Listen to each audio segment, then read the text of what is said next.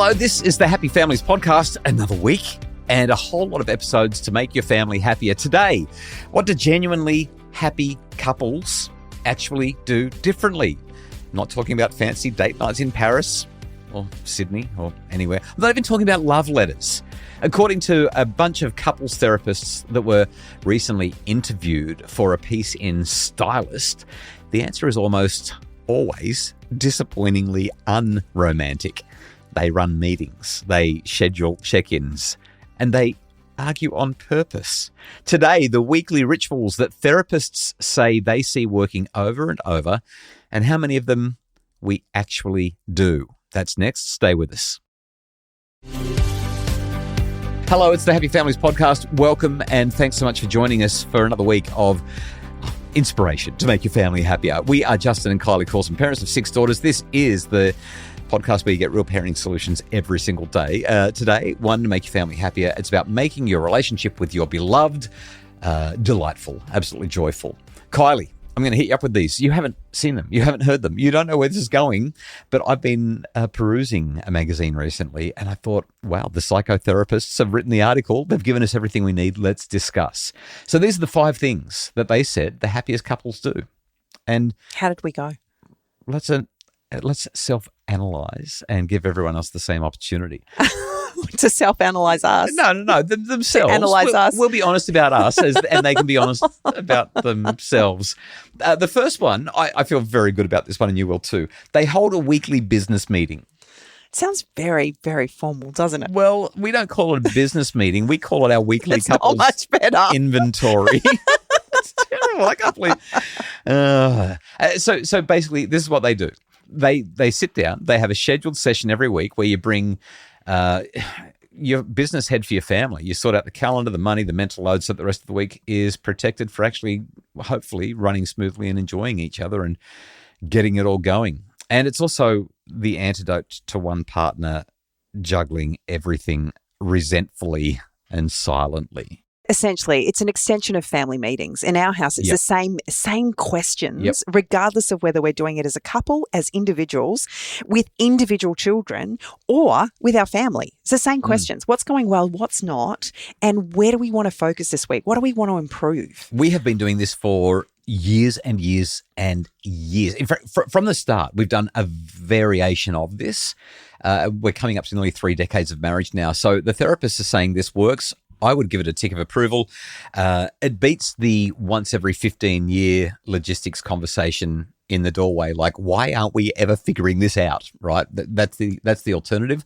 I like what we're doing. It's not a very romantic or sexy sentence. I'm putting our agenda in the shared calendar. Well, sex might be on the agenda, just saying. The second one is this. They take their relationship's temperature. What do I mean by that? Well, the therapists in this article in Stylist said that if you say, how was your day, that will produce some information, but it won't produce connection. So you can swap facts about work and dinner and still not feel connected? Exactly, yeah. You don't feel seen, heard, and valued and accepted. You don't feel known. So the therapists recommend regular check-ins, 10 minutes, 5 minutes a day, every couple of days. Is this like stare at each other's eyes? No, it's nothing like that. You have to kiss for 10 seconds? Or? No, that's the thing that the Gottmans talk about, a 6-second kiss. Yeah. Problem is, once you kiss me for 6 seconds, you don't want to stop. You're so bad. I have that effect. So basically, the way that they suggest that we take the relationship temperature is that in these conversations, you share something that you appreciate, you share something new, you ask a genuine question, you share a concern, and then you share a wish or a hope. There are 5 things there. Now, I don't know that we've ever been so formulaic about it. But I was going to say, there's a lot in there. Yeah. And to try and remember that formula all the time could be a little bit tricky. But one of the things I love doing is literally as our heads are on the pillow and we're about to close our eyes, just kind of tapping into the things that we're grateful for today. Yep. What has brought us joy? You know, how have we seen God's hand in our lives? Like those things are important to us. And I think also just acknowledging what are we looking forward to? Right. Right. And that leads to all of these conversations about all those other elements like we're really grateful for this stuff. We're working towards this. How are we going with these plans and goals?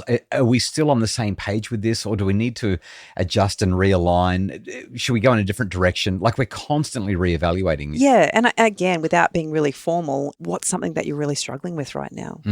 We're having those conversations. We're just not necessarily asking that specific question. But I think that that's really powerful. When you understand the weight that somebody else is carrying, then you're able to meet them where they're at, as opposed to judging them for, poor behavior or kind of just not being at their best. There was one line in this one that really stood out to me. I'll share this briefly before we go to the break and then share the last three things. There's a line where they're talking about having this check the relationship temperature, having this conversation where we're being honest and going a layer deeper. And they suggest that if you want to talk about a difficult concern, that you should start the sentence like this. The story I told myself was.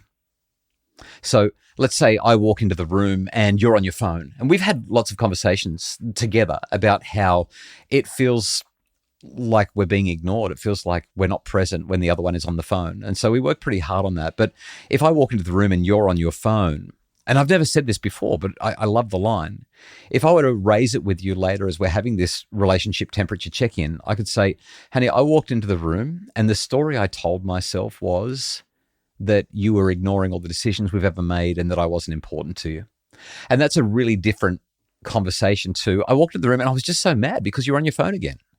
Like when I add that little sentence at the start, the story I told myself was, that means that I'm creating some distance between the story and me. And it's also letting you know that I'm evaluating this and trying to get a sense check, a temperature check on this.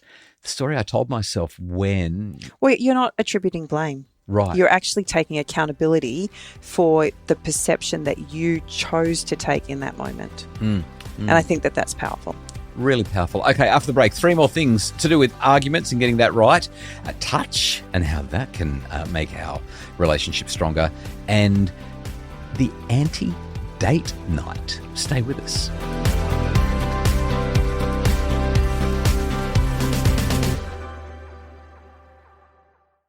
We're back. This is the Happy Families podcast where you get real parenting solutions every single day. Kylie, the third item that the psychotherapists in the Stylist article suggested could make our relationships better was this. Happy couples are not couples who don't row because rupture is inevitable. Repair is the skill. And so what they've argued, what they've suggested is that if you're having some kind of conflict, some tension, that you return to it rather than avoiding it. You notice that you're feeling threatened. You get curious about what's underneath and you sit down and say, we're having some tension around this. Do you reckon that you can help me to understand where we're missing, where we're not connecting around this one? It's tough to do, but it really deepens understanding, perspective, and compassion. I think one of the most powerful things around this, though, is having the ability to do a self-check-in. And when we have these struggles within our relationship, to be able to take a step back and actually get curious as to why we've responded the way we have. Yep. Because just like the previous point on rating the relationship temperature and acknowledging that my perception is mine to own and not necessarily the truth of what's taking place in that moment. When we have personal struggles with something within the relationship, very often it's coming because of the perspective we've taken or because of our previous experience, and being able to actually take time to do, I guess, some inner work ourselves, some introspection before we come back to the table to talk about it, can be a really powerful way to move forward. To recognize that your perspective isn't necessarily the right one. Well, yeah, and just to acknowledge, like, I'm human. I'm going to get this wrong. Okay. And you give permission to your partner to do the same thing. Two more. A quick warning. If you're a parent with a child in the car, the next one is a little on the intimate side. So you might want to just fast forward the next 30 or 60 seconds, or let's say the next 60 seconds. We'll do this one about that reasonably quickly. I know where you were going with that. Let's keep it going forward here. So here is number 4. they touch without expecting anything more than just the touch that they're experiencing in the moment. So there can be a lot of pressure around this for some couples, and a lot of therapists will just say, let's work out how we can hug, how we can stroke, how we can touch without there being any expectation. Let's just enjoy being together and enjoy a couple of minutes of hair stroking or a hand massage or a long hug or a long kiss without any stress about what it may or may not lead to. Well, I think we can move on. This is not something you and I struggle with. This podcast is not about you and I. This is about helping everybody. We have a rule. Is a rule too strong a word? We set an expectation in our relationship very, very early on that every time we walked past one another, every time we encountered one another, we would touch. So if I walk past you in the kitchen, I'll reach out and squeeze you or hug you or touch you. I'll kiss you. Like, there's got to be consistent and regular touch. And we find that keeps our relationship vital and delightful. Well, without ever recognizing that was actually a beautiful way to include touch into our day-to-day lives without expectation.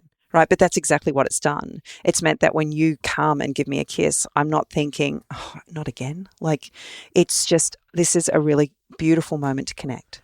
Yeah. I think it's also worth, like, if you were to set the timer and time how long 3 minutes of hair stroking was, it's a pretty long time. Mm. And that's the point, right? It's meant to be long and deliberate and slow, and there's not meant to be any pressure. It's meant to simply be, well, this is what we're doing right now. Like, if we're sitting in the car, we love to hold hands while one of us is driving. The other one just holds that spare hand that probably should be on the wheel. But anyway, let's move on. The last one. I want to do the last one because our time is running out quickly. This is called the anti-date night. The therapists pushed back on the date night concept because if you're a couple juggling kids or dealing with FIFO or shift work or just a tight budget, organising a proper date night each week or each fortnight is, I'm going to say, burdensome. Cumbersome. Yeah, it adds a level of stress that you just don't want. It's one more thing that you have to do. And so the alternative that they recommend is don't worry about having a date night. Just spend time together. Take turns choosing one really simple, accessible thing and do that each week. It might be a walk, it might be trying a new hobby, or it could be the gloriously achievable option of just staying in bed for an extra hour on the weekend. By doing that, what you're doing is you're making a deliberate decision to make room to enjoy being together. That's the game. I'm going to push back. I love date night. Well, I love date night too, but the point is not everyone can do it all the time. It's I know, not but about it gives, I don't know, maybe it's just me. I like to have structures in place. It helps me to kind of work. So I think that our idea of date night shouldn't be so staid that it feels cumbersome. Well, maybe that's what they're getting at. They're not saying that you don't have to go out and do a pottery class. You don't have to go out and watch a movie and have a restaurant dinner. You don't have to do those things. And you don't have to spend money. But I think it's important for our kids to recognize and see, so many times we woo the people we want to have in our lives. And once we've got them, we stop investing. And I think it's important for our kids to recognize that, yes, dating is a really exciting thing that happens when a relationship's beginning, but it's also important that it continues after. I guess what I'm getting at here, or what they're getting at here, and I tend to agree with them, if date night feels like it's admin, or if it feels like it's a massive stress point, you're allowed to cancel the concept. What date night is about is connection. So you can go on a date night every week and not connect, not get below that superficial layer, in which case that's not working for you. You're better off having that Sunday morning lie-in and just enjoying that time together. Well, you're in charge of date night this week, so I can't wait to see what we're doing. I've got an absolute ripper. I can't wait. It is organised and we are going to have a great time. Hey, here are the 5 things again. A meeting, a check-in, a scheduled argument, a hug with no agenda, and one small chosen thing a week where you really connect. Cool thing, none of them costs any money and none of them is going to show up in a romantic Hollywood movie. They're kind of just about making appointments, which turns out to be the whole secret. Happy couples, they don't do more stuff, they schedule more. It's the compound effect. at its best. Just it's being the together. Acknowledgement, these tiny little incremental things that we do day in, day out, without even necessarily thinking about them, are actually the things that make the biggest difference in our relationship. Yeah, the couple came before the kids and before the mortgage and before all the other stuff.